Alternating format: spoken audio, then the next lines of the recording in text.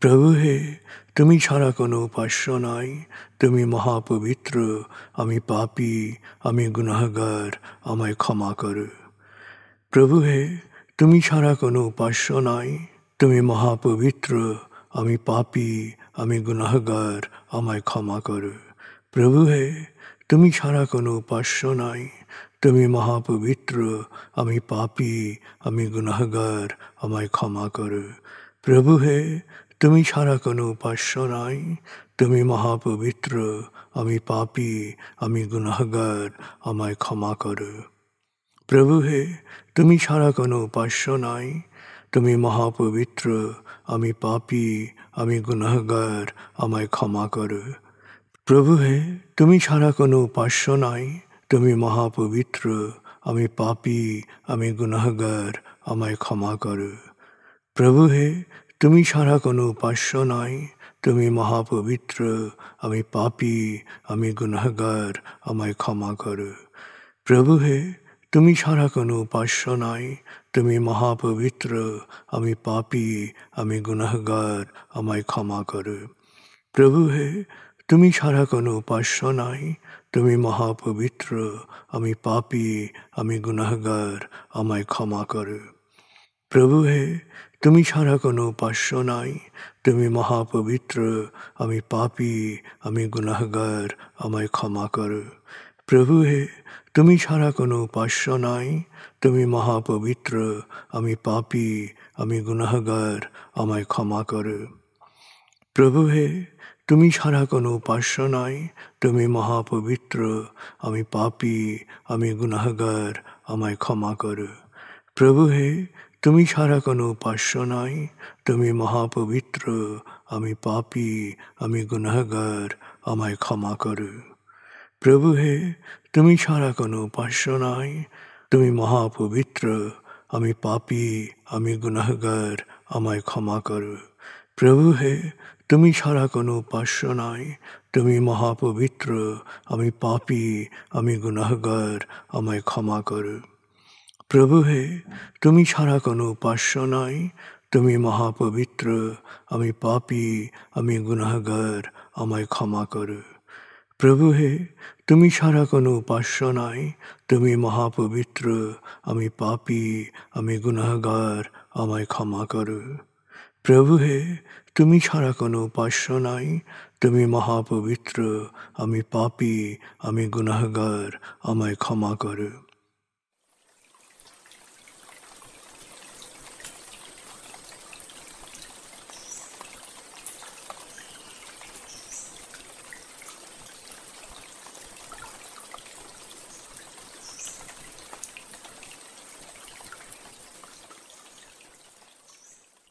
এবার আমরা সূরা তাকবীর এর মর্মবাণীর অংশ বিশেষে ডুবে যাব।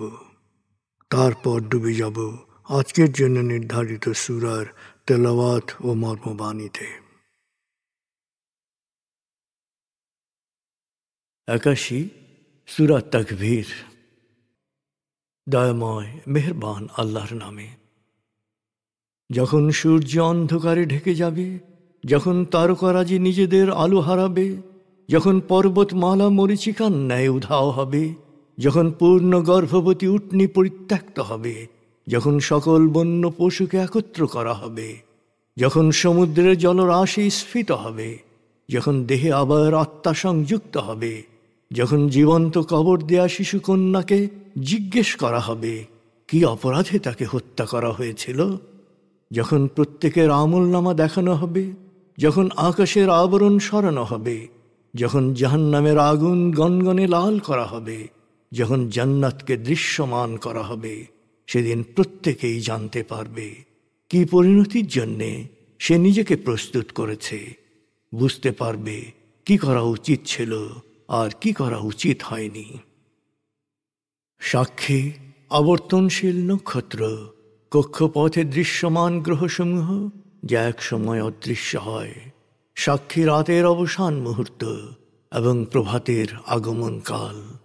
নিশ্চয়ই এই কোরআন আরশের সার্বভৌম অধিপতির নিকট উচ্চ মর্যাদা সম্পন্ন সম্মানিত রসুলের মুখ নিঃসৃত, যার কথা অবশ্যই বিশ্বাসযোগ্য ও মানা উচিত।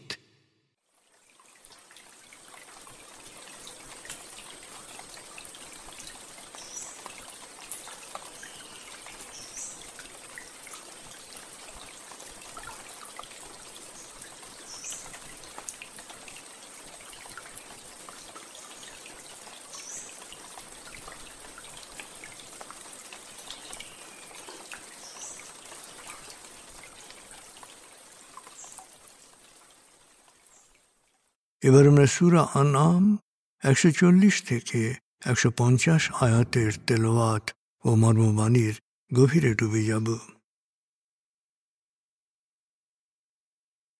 6 সূরা আনআম। বিসমিল্লাহির রহমানির রহিম। قد خسر الذين قتلوا أولادهم سفها بغير علم وحرموا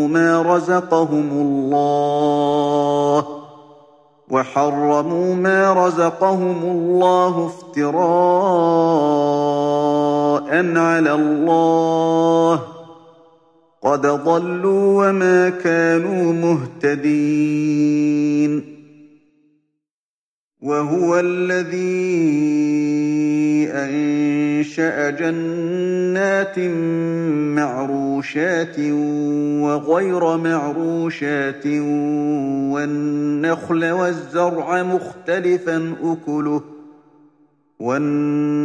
والزرع مختلفا أكله والزيتون والرمان متشابها وغير متشابه كلوا من ثمره إذا أثمر وآتوا حقه يوم حصاده ولا تسرفوا إنه لا يحب المسرفين. ومن الأنعام حمولة وفرشا كلوا مما رزقكم الله ولا تتبعوا خطوات الشيطان إنه لكم عدو مبين. 8 أزواج من الضأن 2 ومن المعز 2 قل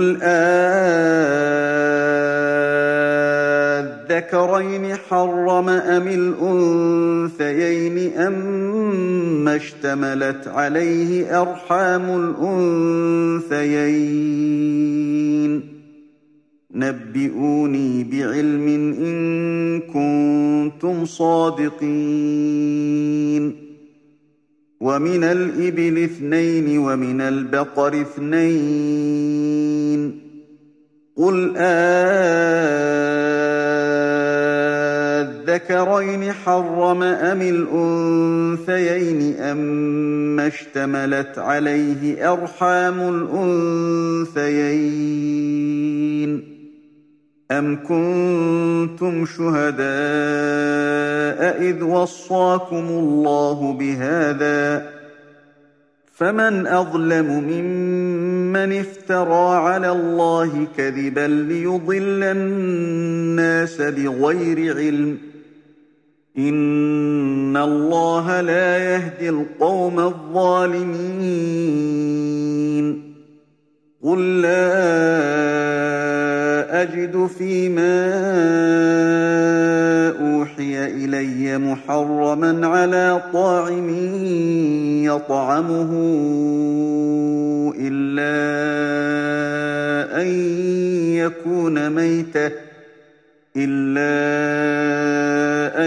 يكون ميتة أو دما مسفوحا أو لحم خنزير فإنه رجس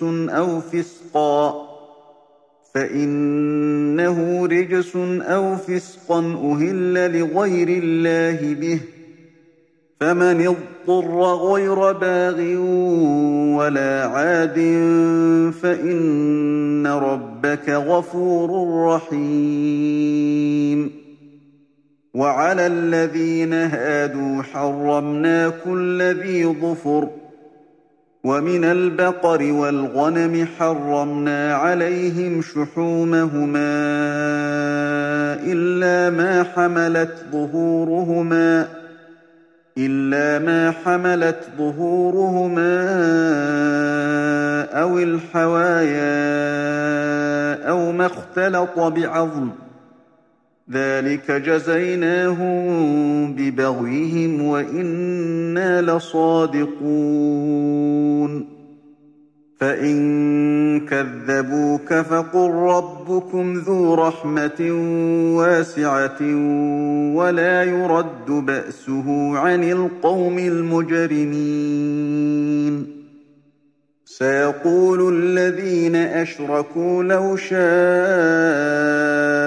الله ما أشركنا ولا آباؤنا ولا حرمنا من شيء كذلك كذب الذين من قبلهم حتى ذاقوا بأسنا قل هل عندكم من علم فتخرجوه لنا إن تتبعون إلا الظن وإن أنتم إلا تخرصون قل فلله الحجة البالغة فلو شاء لهداكم أجمعين قل هلم شهداءكم الذين يشهدون أن الله حرم هذا فإن شهدوا فلا تشهد معهم ولا تتبع أهواء الذين كذبوا بآياتنا والذين لا يؤمنون بالآخرة وهم بربهم يعدلون দয়াময় মেহেরবান আল্লাহর নামে। অজ্ঞ, অবিদ্যাক্রান্ত ও দুর্বল মনা হওয়ার কারণে যারা তাদের সন্তানকে হত্যা করে এবং আল্লাহ যা হালাল করেছেন তা নিজেদের জন্য হারাম করে, প্রতিপালকের নামে মিথ্যারোপ করে, তারা অবশ্যই ক্ষতিগ্রস্ত। তারা বিপদগামী, সৎপথ থেকে বঞ্চিত। তিনি লতাগুল্ম পত্র পল্লব শোভিত বাগান সৃজন করেছেন, সৃষ্টি করেছেন কাণ্ডহীন আবার শক্ত কাণ্ডযুক্ত গাছ। ফসলের ক্ষেত সমৃদ্ধ করেছেন শস্য দানায়। খেজুর, জৈতুন, আনার বাগান সৃজন করে ফুলে ফলে সুশোভিত করেছেন। ফলগুলো কখনো পরস্পর সদৃশ, আবার কখনো একেবারেই অসদৃশ, আবার স্বাদও আলাদা। যখন ফল ও ফসল উৎপন্ন হবে তখন তোমরা তা খাবে এবং গরিবের হক আদায় করবে। ফল ও ফসলের কোনো অপচয় করো না, নিশ্চয়ই আল্লাহ অপচয়কারীদের অপছন্দ করেন। আর গবাদি পশুর মধ্যে কিছু আছে বড় ভারবাহী, আর কিছু ছোট আকারের। আল্লাহ তোমাদের যা রিজিক হিসেবে দিয়েছেন তা খাও ও ব্যবহার করো।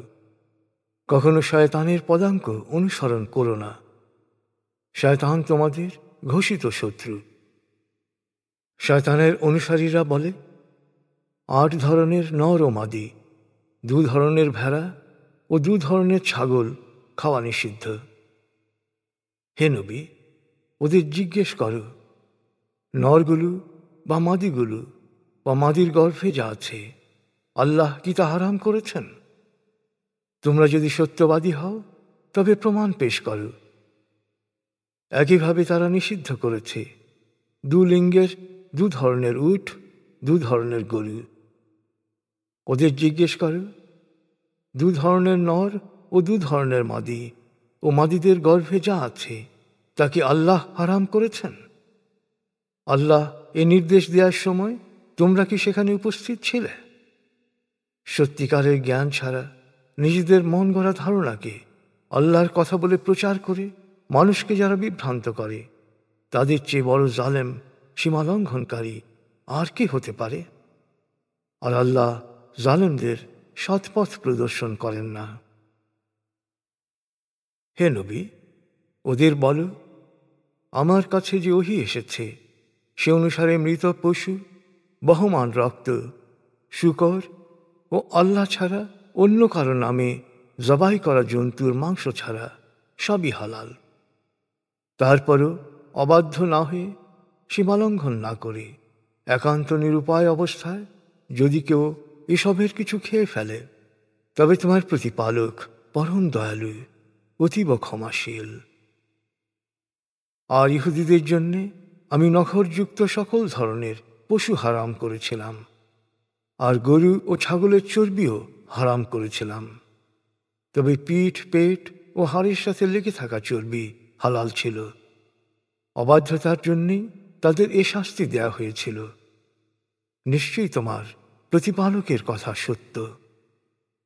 এরপরও যদি ওরা মিথ্যা অপবাদ দিয়ে তোমাকে প্রত্যাখ্যান করে, তবে ওদের বলো, আমাদের প্রতিপালক পরম দয়ালু, কিন্তু অপরাধীদের শাস্তি রদ করা হয় না।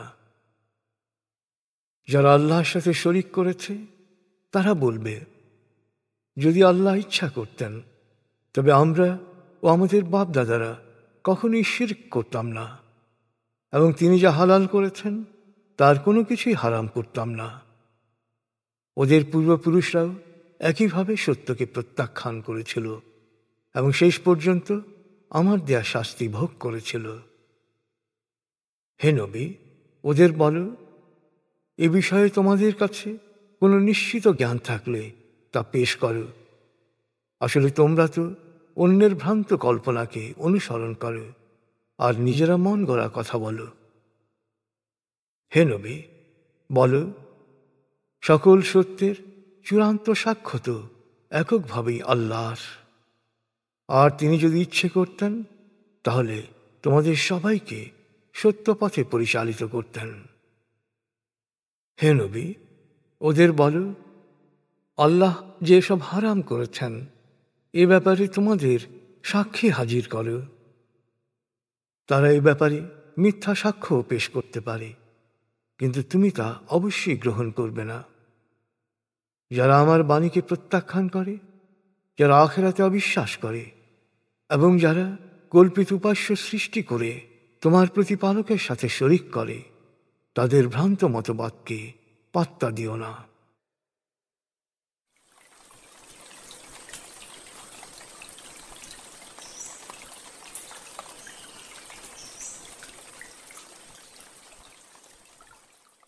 আপনি এতক্ষণ মর্মবাণীর গভীরে ডুবেছিলেন।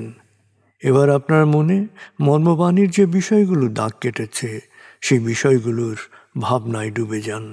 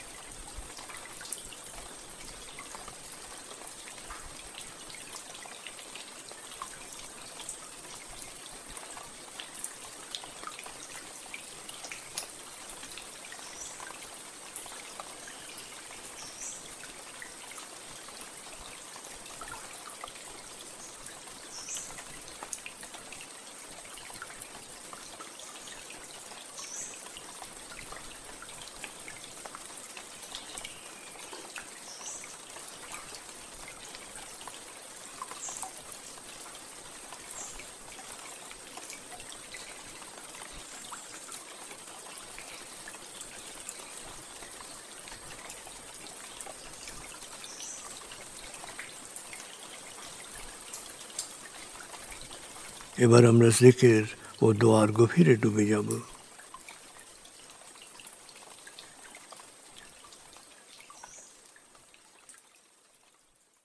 এবার হালকাভাবে চোখ বন্ধ করুন, লম্বা দম নিন, নাক দিয়ে দম নিন, আস্তে আস্তে মুখ দিয়ে দম ছাড়ুন। দম নেবেন পেটে, ছাড়বেন মুখ দিয়ে। দম নেওয়ার চেয়ে দম ছাড়তে সামান্য বেশি সময় নিন। দম নিতে নিতে ভাবুন প্রকৃতি থেকে আফুরন্ত প্রাণশক্তি শরীরে প্রবেশ করছে, আর দম ছাড়তে ছাড়তে ভাবুন শরীরের সকল দূষিত পদার্থ বাতাসের সাথে বেরিয়ে যাচ্ছে। নাক দিয়ে দম নিতে নিতে ভাবুন প্রকৃতি থেকে আফুরন্ত প্রাণশক্তি শরীরে প্রবেশ করছে, আর মুখ দিয়ে দম ছাড়তে ছাড়তে ভাবুন শরীরের সকল দূষিত পদার্থ বাতাসের সাথে বেরিয়ে যাচ্ছে। দম নিতে নিতে ভাবুন প্রকৃতি থেকে আফুরন্ত প্রাণশক্তি শরীরে প্রবেশ করছে। দম ছাড়তে ছাড়তে ভাবুন শরীরের সকল দূষিত পদার্থ বাতাসের সাথে বেরিয়ে যাচ্ছে। দম নিতে নিতে ভাবুন প্রকৃতি থেকে আফুরন্ত প্রাণশক্তি শরীরে প্রবেশ করছে, আর দম ছাড়তে ছাড়তে ভাবুন শরীরের সকল দূষিত পদার্থ বাতাসের সাথে বেরিয়ে যাচ্ছে। দম নিতে নিতে ভাবুন প্রকৃতি থেকে আফুরন্ত প্রাণশক্তি শরীরে প্রবেশ করছে, আর দম ছাড়তে ছাড়তে ভাবুন শরীরের সকল দূষিত পদার্থ বাতাসের সাথে বেরিয়ে যাচ্ছে। এবার দম স্বাভাবিক হতে দিন। স্বাভাবিকভাবে নাক দিয়ে দম নিয়ে নাক দিয়ে দম ছাড়ুন। আপনার অঙ্গ শিথিল ও নিষ্প্রাণ হয়ে আসছে। এবার নাক দিয়ে ধীরে ধীরে দম নিয়ে বেশ সময় নিয়ে ধীরে ধীরে নাক দিয়ে দম ছাড়ুন। দম নেওয়ার চেয়ে ছাড়ায় সময় একটু বেশি নিন। ধীরে ধীরে দম নিন, ধীরে ধীরে দম ছাড়ুন। ধীরে ধীরে দম নিন, ধীরে ধীরে দম ছাড়ুন। ধীরে ধীরে দম নিন, ধীরে ধীরে দম ছাড়ুন। ধীরে ধীরে দম নিন, ধীরে ধীরে দম ছাড়ুন। ধীরে ধীরে দম নিন, ধীরে ধীরে দম ছাড়ুন। এবার দম স্বাভাবিক হতে দিন। আপনি এখন দম খেয়াল করুন। বাতাস নাক দিয়ে ফুসফুসে প্রবেশ করছে, আবার বেরিয়ে আসছে। আপনার পুরো মনোযোগ নাকে দমের প্রবেশ পথে দিন। বাতাস স্বাভাবিক যাওয়া আসা করুক, আপনি শুধু দম খেয়াল করুন।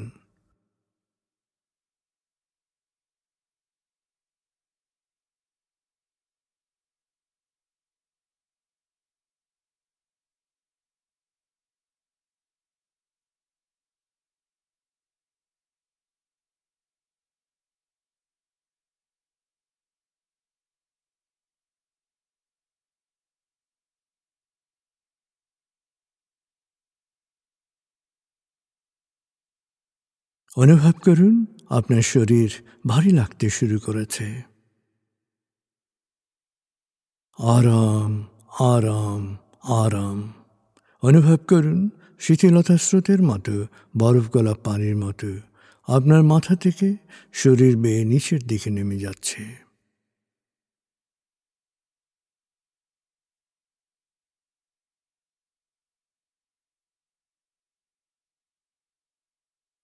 আপনি এখন পুরোপুরি শিথিল। শিথিলায়নের গভীর স্তরে প্রবেশ করেছেন আপনি। আপনার ব্রেন ওয়েভ বিটা স্তর থেকে নেমে গেছে আলফায়। মনের বাড়ির পথে আপনি এখন আলফা স্টেশনে এসে পৌঁছেছেন। এই স্টেশনে আপনার জন্য রয়েছে বিশেষ ওয়েটিং রুম। আলফা স্টেশন থেকে আপনি এখন মনের বাড়িতে যাচ্ছেন। আমি গণনা শুরু করছি। 19,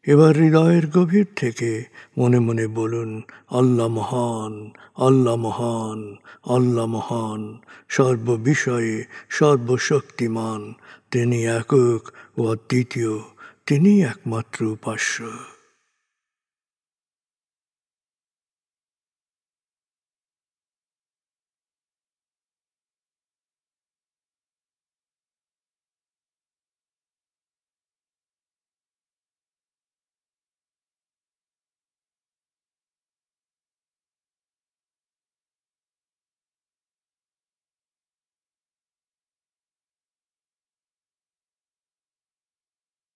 হৃদয়ের গভীর থেকে প্রার্থনা করুন, হে আল্লাহ, তুমি আমাদেরকে বিশ্বাসী, সৎকর্মশীল, সংঘবদ্ধ মানুষ হিসেবে কোয়ান্টাম ফাউন্ডেশনে একাত্ম করেছ।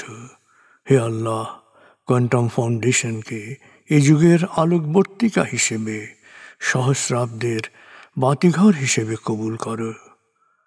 কোয়ান্টাম ঘরে ঘরে, মেডিটেশন ঘরে ঘরে, এ অনুরণন সার্থক করো।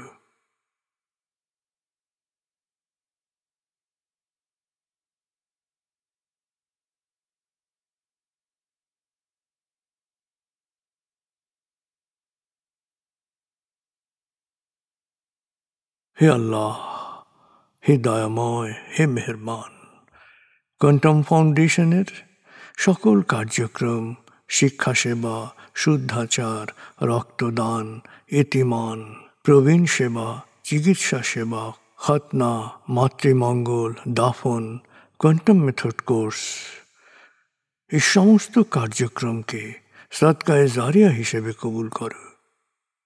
এই কার্যক্রমে যারা সেবা দিয়েছেন তাদের সবার জীবনকে বরকতময়, প্রশান্তিময় করে দাও।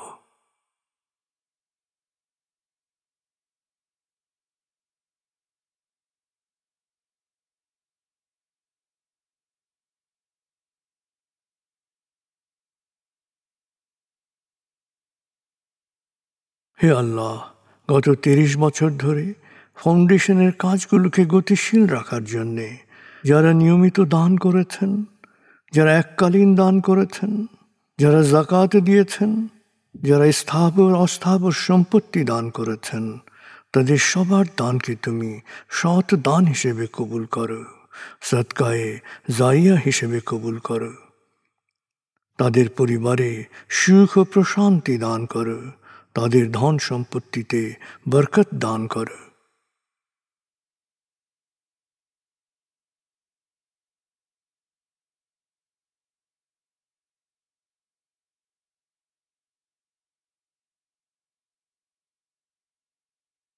এবার দেশের জন্য দোয়া করুন, হে আল্লাহ, দেশের প্রতিটি মানুষ যেন প্রজ্ঞাপূর্ণ সিদ্ধান্ত নিয়ে নিজের কাজ সবচেয়ে ভালোভাবে করতে পারে, সবাইকে সে তৌফিক দাও। হে আল্লাহ, তুমি আমাদের তোমার বিশেষ অনুগ্রহ ভাজন জাতিতে পরিণত করেছ, অফুরন্ত অনুগ্রহ সম্পদ দিয়েছ, বিশ্বকে বিভিন্ন ক্ষেত্রে নেতৃত্ব দেওয়ার মতো মেধা ও মস্তিষ্ক দিয়েছ। আমরা যেন ভালো মানুষ, ভালো দেশে রূপান্তরিত হতে পারি, আমাদের সেই তৌফিক দাও।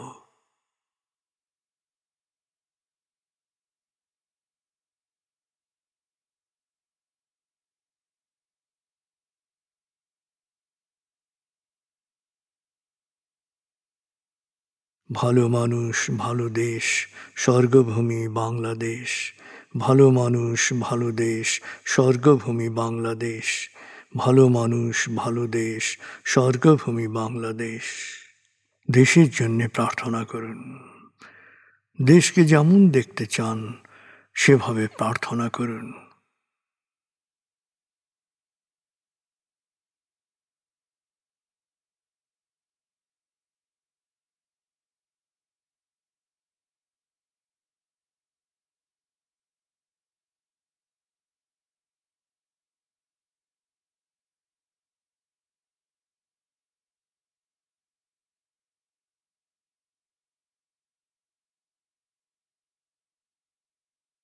হে আল্লাহ,